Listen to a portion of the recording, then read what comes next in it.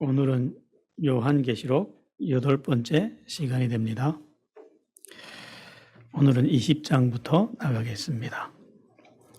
이제는 용을 따르던 왕들과 장군들, 그리고 그를 따르던 무리들도 다 없어졌어요.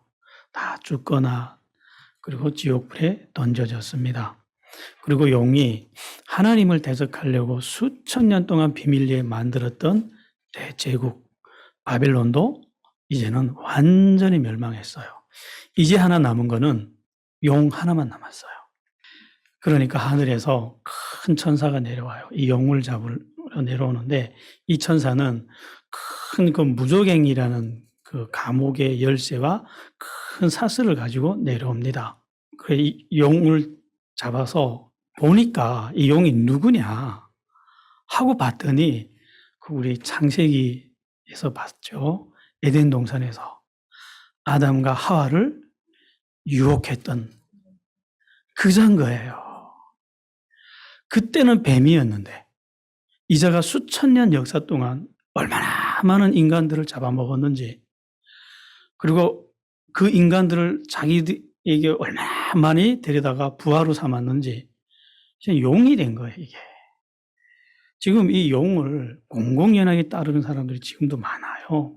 용을 숭배하고 따르는 사람들 부끄러워 안 해요. 그 사람들은 자랑스러워하고. 이 자를 무저갱이라는 곳에 가둬요. 이 무저갱이란 말이 무슨 말이냐면 밑바닥이 없는 굴이에요. 그래서 던져 넣으면 영원히 떨어져요. 야, 이게 말이 그렇지 상상을 하면 굉장히 무서운 곳이에요. 여기다가 가둡니다. 그리고 그 열쇠를 잠궈버려요. 이곳은 지옥은 아니에요. 잠그는데 1000년 후에는 잠깐 동안 놓여주겠다고 미리 예고를 하셨어요, 하나님이. 그렇게 해서 용도 이 세상에서 없어졌습니다. 이제는 다 없어졌어요. 세상을 미혹하고 혼란스럽게 하던 용도, 그를 따르던 무리들도 다 없어졌어요. 그럼 이 세상은 어떻게 될까요? 이제 하나님하고 우리 인간들만 남았어요. 어떻게 될까요? 그래서 요한 사도가 이렇게 하나님 보좌를 봤더니 그 보좌에 영혼들이 있었잖아요. 이 누구죠? 예, 그 예수의 이름 때문에 목배임을 당했던 사람들, 순교자들이죠. 그 순교자들하고, 그리고 이 짐승의 표 시대 때 그 짐승의 표를 끝까지 안 받아가지고 다 죽임을 당했던 사람들, 그 사람들이 그 하나님의 보좌 밑에 있는 거예요. 이 사람들이 부활을 합니다. 이 사람들이 다 부활을 하는데, 이 사람들은 우리하고 같은 사람들은 아니에요. 둘째 사망이 다시는 이들을 주관하지 못한대요. 그러니까 죽지를 않는 사람들이라는 거예요. 그래서 이 사람들이 부활을 해서 몸을 입고 이 땅에 내려와서 예수님을 왕으로 삼고 예수님의 나라를, 하나님의 나라를, 왕국을 건설을 하는데, 이 왕국을 건설해서 1000년을 다스리기 시작한대요.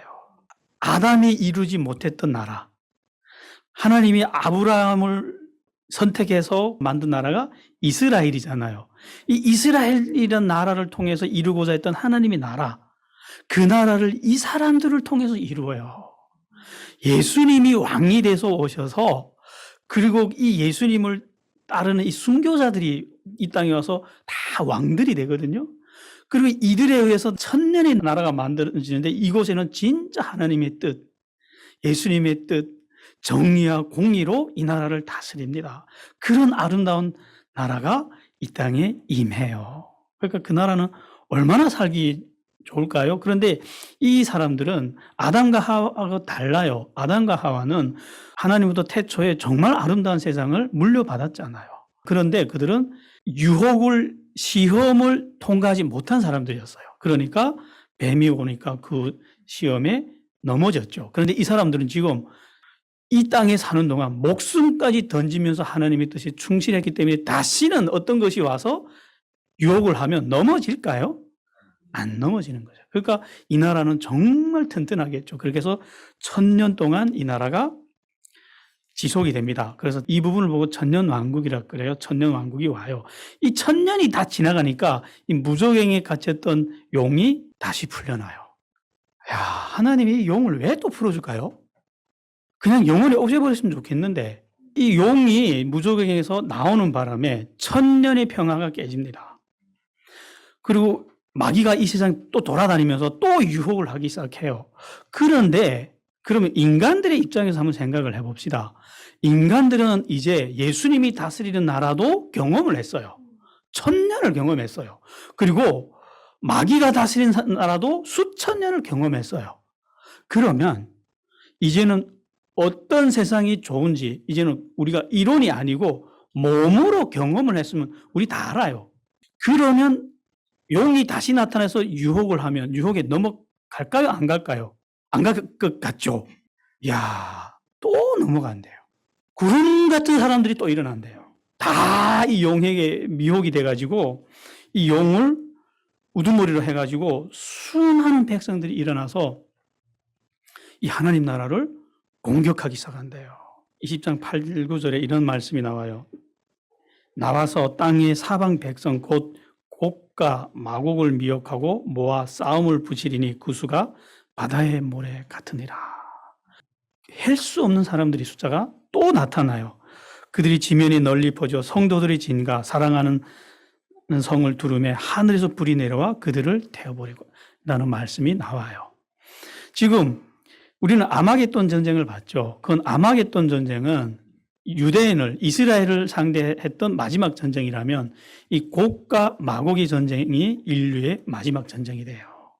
이 전쟁에 하나님이 개입해서 하나님 백성들이 이깁니다. 그런데 요한계시록은 이 부분을 아주 간단하게 취급하고 넘어갔어요. 사실 이게 엄청난 전쟁이거든요. 왜 이렇게 간단하게 넘어갔냐면 에스겔 선지자를 통해서 이미 이 전쟁을 그림같이 예언을 해놨기 때문에 에스겔서 38, 39장에 보면 이 전쟁이 구체적으로 묘사되어 있어요. 어떻게 묘사되어 있냐면 창세기 10장에 보면 노아의 가족들이 방주를 통해서 구원을 받아요. 그때 노아에게 3명의 아들이 있었어요. 셈, 함, 야벳 이렇게 3명의 아들이 있었는데 이 야벳이란 사람이 또 후에 아들을 낳는데 7명을 낳아요. 이 7명의 아들 중에 둘째가 마곡이라는 사람이 있었어요.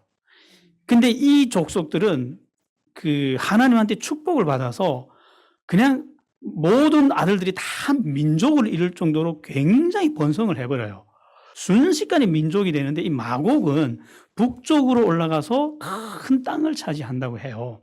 이들이 차지한 지역을 성경에서는 마곡이라고 불러요. 에스겔 선지자가 지금으로부터 3000년 전에 어떤 예언을 했냐면 이 지역에서 이제 곡이라고 부르는 큰 왕이 일어난다는 거예요. 요한계시록하고 똑같은 말씀이죠. 요한계시록에서 곡과 마곡을 미혹했다. 용이 이렇게 하잖아요. 그래서 이 곡이라는 큰 왕이 일어나는데 이 왕을 따라서 수많은 백성들이 이 하나님의 나라를 공격하기 시작한대요. 근데 하나님의 나라는 그때 이 세상의 가운데 있었대요. 가운데 있는데 이 하나님의 나라가 얼마나 평화로운 나라인지 성이 없대요. 그리고 집에 열쇠도 없대요. 그 나라 사람들은. 그냥 말 그대로 들판의 양떼처럼 한가롭게 풀이나 뜯으면서 편안히 사니까 전쟁 준비가 됐을까요?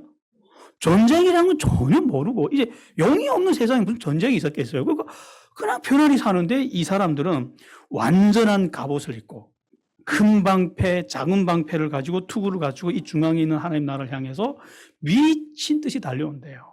그들이 이렇게 외치면서 달려온대요. 물건들을 겁탈하며 노력하리라. 야, 참 이런 세상이 또 온대요. 이 용이 풀려나니까. 그래서 에스겔서에서는 이때의 전쟁을 이렇게 표현했어요. 내가 올라오되 너와 내 모든 때와 너와 함께한 많은 백성이 광풍같이 이루고 구름같이 땅을 덮으리라. 야, 참 상대가 안 되는 전쟁이죠, 이거. 그래서 이들이 전쟁하러 오는데 온 세상 사람들이 다 이들을 비판해요. 그때 온 세상 상인들과 부자들이 다 이들을 향해서 뭐라 하냐면 지금 어느 시대인데 내가 은과 금을 빼앗으며 짐승과 재물을 빼앗으며 물건을 크게 약탈하여 가고자 하느냐 하고 막 온 세상에 다 비판을 하는데도 이들은 미친 듯이 달려간대요. 그러니까 하나님이 이 전쟁에 개입을 해요. 개입을 하시는데 이렇게 나와요. 주 여호와의 말씀이라 내가 모든 산 중에서 그를 칠 칼을 부르리니 각 사람이 칼로 그 형제를 칠 것이며 내가 또 전염병과 피로 그를 심판하며 쏟아지는 폭우와 큰 우박덩이와 불과 유황으로 그와 그 모든 무리와 그와 함께 있는 많은 백성에게 비를 내리듯 하리라. 이와 같이 내가 여러 내 나라의 눈에 내 위대함과 내 거룩함을 나타내어 나를 알게 하리니 내가 여호와인 줄 그들이 알리라 하고 하나님이 전쟁에 개입합니다. 결과는 뻔하죠. 하나님이 전쟁에 개입하면. 그래서 그들은 이스라엘 산 위에 엎드러지리라. 내가 너를 각종 사나운 새와 들짐승에게 넘겨 먹게 하리니 너희가 빈들에 엎드러지리라. 이는 내가 말하였음이리라 하고 결국 이 전쟁에서도 하나님의 백성들이 이깁니다. 하나님이 개입하기 때문에 이 전쟁이 그때 얼마나 큰 전쟁인지 이렇게 묘사를 합니다. 이 전쟁이 끝난 다음에 이들이 들고 왔던 방패, 투구 이런 걸 태우는데 7년이 걸렸대요. 야, 그러니까 상상이 가죠. 이게 얼마나 거대한 전쟁인지. 그래서 이 전쟁이 끝납니다. 그렇게. 그 다음에 이 마지막, 인류의 마지막 전쟁이 끝나니까 하나님이 이 마귀를 잡아요. 그 다음에는 이 마귀를 영원한 지옥불에 던져 넣습니다. 그래서 거기 던져 넣으면 봤더니 거기는 이미 누가 들어가 있죠? 그 짐승과 거짓 선지자들이 이미 거기에 있는 거예요. 야, 이 용도 다시 한번 회개할 기회를 얻었는데 이 짐승과 거짓 선지자들은 그 기회조차 얻지 못하고 먼저 지옥불에 던져진 거예요. 이렇게 해서 다 끝났어요. 용도 이제 영원히 끝나. 지옥에는 한번 들어가면 끝나거든요. 이제는 정말 다 끝났어요. 그럼 어떻게 될까요? 그래서 요한 사도가 하나님을 이렇게 쳐다봅니다. 그러니까 어느새 땅과 하늘이 간 곳 없이 사라진 거예요. 우리가 살던 이 하늘과 땅이 영원히 없어집니다. 마치 어떤 일이 일어나냐면 그 다음에 우리가 이렇게 큰 극장에 들어가서 그 무대 위에서 연극이 다 끝나면 무대가 샥 다 불이 켜지면서 다 치워지면서 이때까지 이 연극에 참여했던 모든 배우들이 다 무대 위에 올라오잖아요. 올라와서 막 작별 인사를 하잖아요. 똑같은 일이 일어나는 거예요. 이 세상은 하나님의 무대였잖아요. 하늘과 땅이 무대가 사라지듯이 다 사라지고 이때까지 이 무대 위에서 춤췄던 모든 인간들이 다 부활한대요. 바다도 그 속에서 죽었던 자들을 다 내놓고 사망도 음부도 자기 속에 죽었던 자들을 다 내놔요. 다 구름 같은 사람들이 이 세상에 다 다시 등장을 합니다. 그러니까 하늘에서 책들이 내려오는데 수많은 책들이 줄을 서서 내려와요. 근데 이 책들이 무슨 책들이냐? 이때까지 인간들이 이 땅에서 살면서 했던 행동들이 다 기록이 되어 있는 거예요. 어느 정도로 기록이 되어 있냐면 무심코 했던 말 한마디가 다 기록되어 있어요. 그래가지고 그걸로 심판을 받기 시작해요. 심판을 받는데 이 심판은 정말 무서운 심판입니다. 왜 이 심판이 무서운지 아세요? 자칭 나는 선한 사람이야, 나는 윤리도덕적으로 살았던 사람이라고 하는 사람도 이 심판에 걸리면 왜 두려운가 하면 이때는 인간의 윤리도덕적 기준으로 심판하지 않기 때문이에요. 어떤 기준으로 하냐면 하나님의 기준으로 심판을 한대요. 하나님의 기준이 어떤지 아세요, 여러분? 우리는 감옥 안 가고 남의 물건 도둑질 안 하면 선한 사람이잖아요. 그런데 아니요. 하나님의 기준에서는요, 저 나쁜 놈하고 욕 한 번 하면 살인자하고 똑같이 취급해요. 마음에 음란한 생각 품어서 그럼 가늠한 거고 똑같이 취급해요. 이 완벽한 기준 앞에서 살 사람이 없어요. 그래서 이 심판대 앞으로 끌려가면 끝난다는 걸 알기 때문에 예수님이 이 땅에 와서 그렇게 울면서 부르짖은 거예요. 나를 믿어라. 나를 믿어야 너희들이 심판대로 안 끌려간다고. 그 심판대로 끌려가는 거 건져주려고 외치고 하다가 십자가에서 피를 흘리면서까지 외쳤는데 안 들었으니까 이제는 방법이 없는 거예요. 심판대에 서야 되는 거예요. 그래서 심판대에 서니까 우리가 이때까지 했던 마음속에서 했던 거짓말들, 그 모든 죄악들을 다 계산받는 거예요. 외면적인 행위로는 깨끗했을지 모르겠지만 우리 마음의 그 죄악들을 열어보기 시작하면요, 여러분들 상상 초월하는 인간이 나와요. 우리 지금 화장해서 이쁘죠? 보기. 인간의 기준이에요. 얼마나 더러운지 아세요? 우리 영혼을 열어보면. 그래서 예수님이 와서 계속해서 어떤 그림을 보여주냐면 문둥병 환자를 고쳐주는 거. 우리 영혼이 그렇게 생겼다는 거예요. 생명책에 기록되지 못한 사람들은 다 심판대 앞에 끌려가서 심판을 받았고 그들은 다 지옥불에 용이 떨어졌던 그곳에 다 떨어져 들어갑니다. 이걸 보고 둘째 사망이라고 그래요. 성경에서 계속 사망이라고 하는 말씀이 이걸 보고 하시는 말씀이에요. 심판이 끝난 다음 사망과 음부도 지옥불에 던져집니다. 왜냐? 사망과 음부도 누구 편에 섰죠? 용의 편에 섰잖아요. 그래가지고 용이 인간을 다스리는 무기가 이 사망을 무기로 해서 다스렸잖아요. 결국 다 없어집니다. 그들은 거기서 죽지를 못해요. 세세토록 고난을 받아요.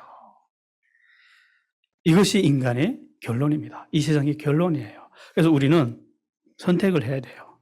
세세토록 있을 이 고난에 들어갈 건지, 지금 고난을 당할 건지, 그거를 선택하라는 거예요. 지금 우리가 하나님 따라가는 건요, 고난의 길이에요. 즐거운 길 아닙니다. 예수님이 그래서 좁은 길이라고, 넓은 길이 아니라고 그래서 세상 사람들이 선택을 하는 사람이 많지를 않다고.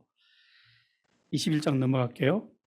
이제는 마귀도 짐승도 거짓 선자도 옛날에 그 타락했던 땅도 하늘도 다 없어졌어요.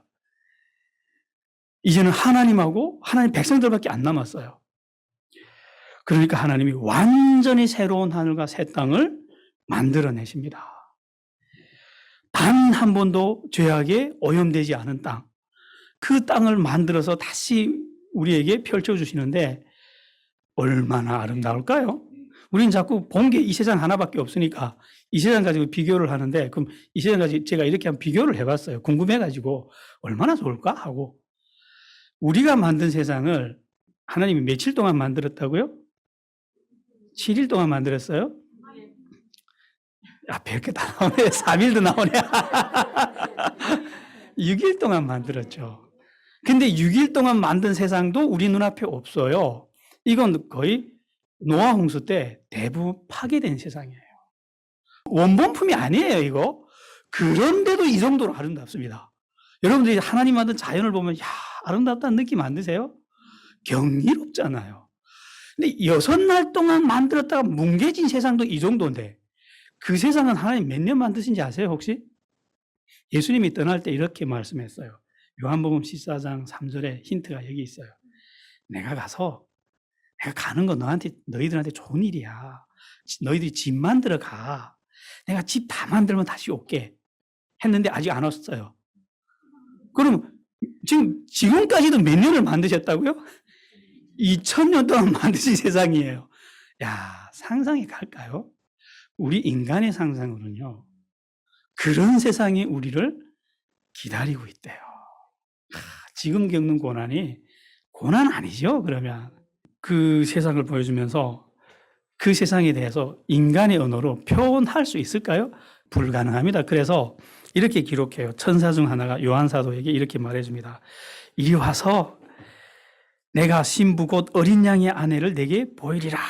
이러면서 이 성령이 요한사도를 높은 산으로 데려가서 보여줍니다. 그러니까 그 하나님의 이 수천 년 동안 우리를 위해서 준비해 놓은 신부, 그게 얼마나 아름다울까 하고 이렇게 봤더니 새 예루살렘이, 저 이스라엘에 있는 예루살렘, 그거 하나님 쓰다 버린 거예요. 그거 찾겠다고 애쓰지 마요. 그건 없어집니다, 이제.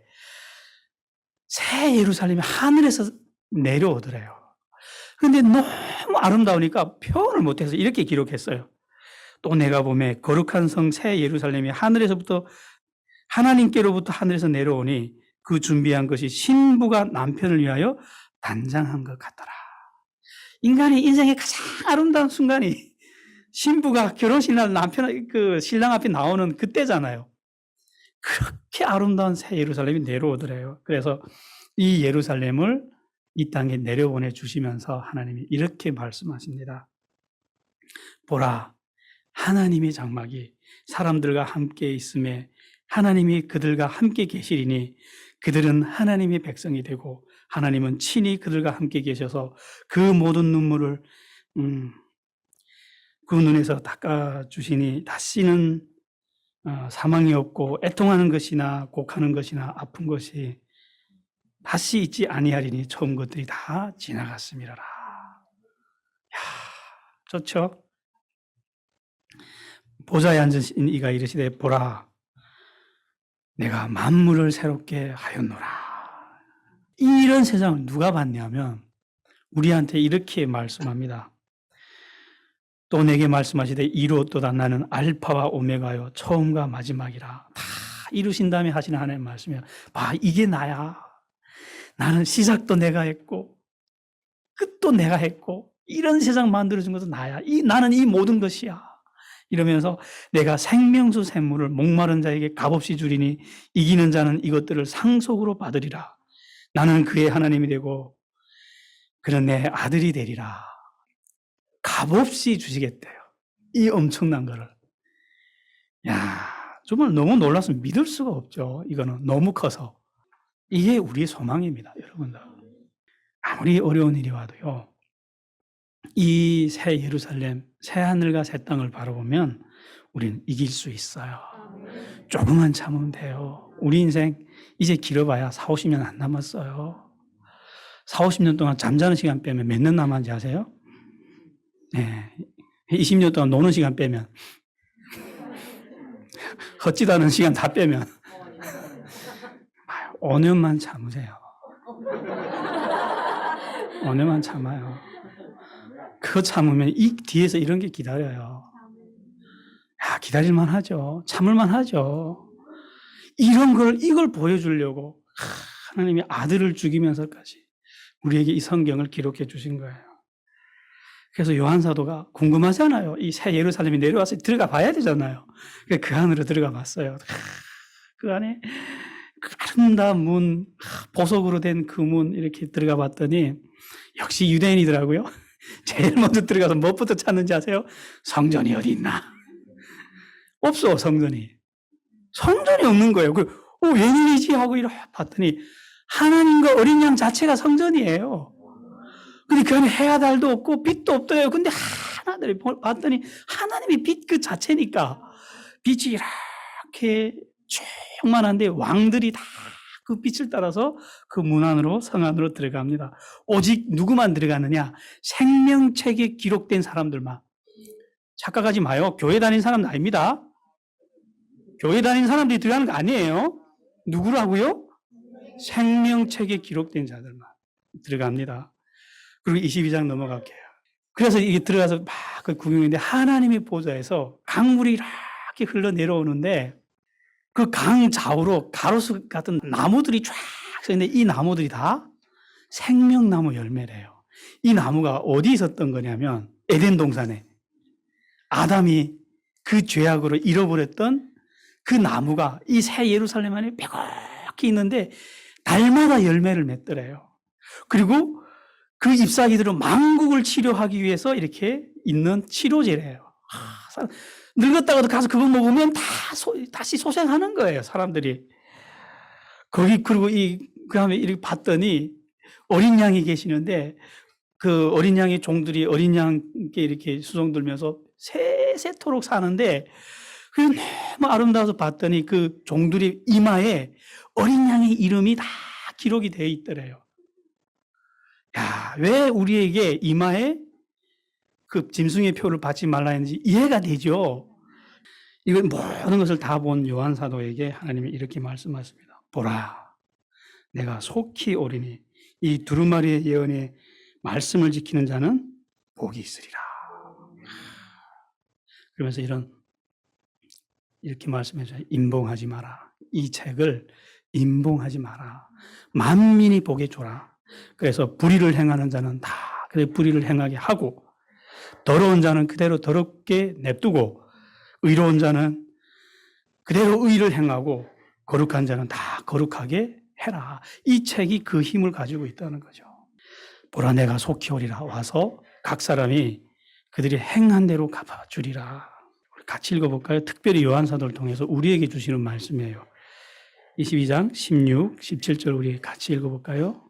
나 예수는 교회들을 위하여 내 사자를 보내어 이것들을 너희에게 증언하게 하였노라. 나는 다윗의 뿌리요 자손이니 곧 광명한 새벽별이라 하시더라. 성령과 신부가 말씀하기를 오라 하시는도다. 듣는 자도 오라 할 것이요 목마른 자도 올 것이요 또 원하는 자는 값없이 생명수를 받으라 하시더라. 이제는 수천 년 동안 하나님이 숨겨두었던 비밀들을 다 열어줬어요. 여러분 이제 하나님 비밀 없습니다. 어떤 사람이 하나님의 비밀을 알고 있다고 듣지 마세요. 이제 하나님의 비밀이 더 이상 있을까요? 없어요. 다 열어서 우리에게 다 보여줬어요. 옛날엔 비밀이었어요. 이것들이. 예수 그리스도도요 비밀이었고 이 하나님 믿는 사람들에게 주실 이 놀라운 세상도 다 비밀이었지만 이제는 우리 읽었잖아요. 다 열어주셨어요. 그리고 필요한 구원에 관한 비밀도 다 보여주셨어요. 이제는 이 책에, 이 성경에 기록된 데 살기만 하면 됩니다. 더 이상 하나님 앞에 뭐 신령한 비밀, 이보다 더 신령한 비밀은 없습니다. 이제 하나님은 다 알려줬어요. 독생자를 내어줬다니까 말 끝났죠, 그 다음에는. 그런데 특별히 당부하세요. 이 예언들을 함부로 다루지 말라고. 인간들이 또 이 예언을 덧붙이고 빼고 지들이 입맛에 맞게 왜곡할 걸 아시니까 이렇게 말씀합니다. 두루마리에 기록된 재앙들, 그러니까 이것에 덧붙이는 자는 여기에 기록된 재앙들을 그에게 더하겠다. 더하지 말라는 거예요. 완벽하다는 거예요, 이제는. 빼는 자는 생명체에서 지워버리겠대요. 그래서 저도 이기는 거 하나도 가감 없이 다 전했어요. 그래서 이 예언을 하신 예수님이 마지막으로 이렇게 요한 사도에게 이 말씀을 하고 예언을 마치세요. 내가 진실로 속히 오리라. 이 말씀에 요한 사도가 이렇게 응답을 합니다. 아멘, 주 예수여 오시옵소서. 그렇게 하고 이 예언은 끝나요. 정리할게요. 태초에 하나님이 천지를 창조했어요. 정말 하나님이 보시기에도 아름다운 세상을 만들어서 선물처럼 우리 인간에게 주셨어요. 아담이 받았죠, 이 세상을. 그런데 그 아담이라는 문을 통해서 이 땅에 죄가 들어옵니다. 마귀가 들어와요. 그때부터 이 세계는 두 개의 에너지가 격렬하게 뒤엉키기 시작했어요.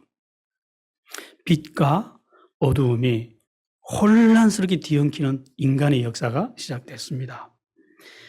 살인, 방화, 전쟁, 혼란, 참혹, 무지, 교만 이런 것들이 인간 세상을 파도처럼 덮었고요.